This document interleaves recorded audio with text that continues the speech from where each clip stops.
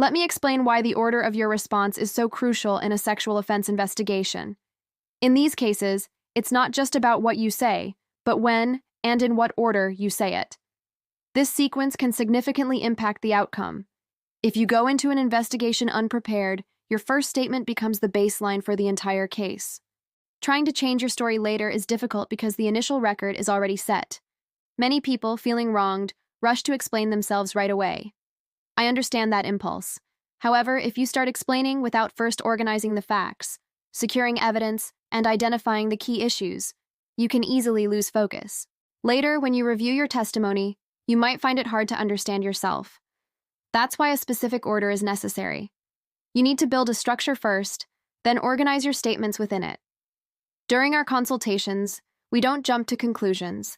We start by arranging the events chronologically.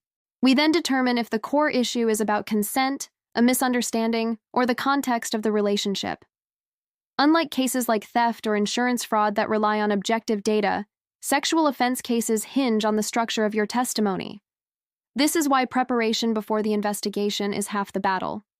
Also, we don't separate the criminal defense from civil and administrative matters. We consider potential consequences like damage claims, workplace disciplinary actions, and immigration issues all at once. In fact, we've seen cases where administrative penalties had a bigger impact than the criminal outcome. So, the order of response is decided based on the entire picture, not just the criminal case. This perspective also guides our decision on whether or not to take a case. This approach applies across the board. For example, in civil cases, we first assess the feasibility of enforcement after a judgment. In real estate disputes, we analyze the contract structure first. This method of structuring, deciding what to do first and what to do later, is fundamental to how we handle criminal cases as well.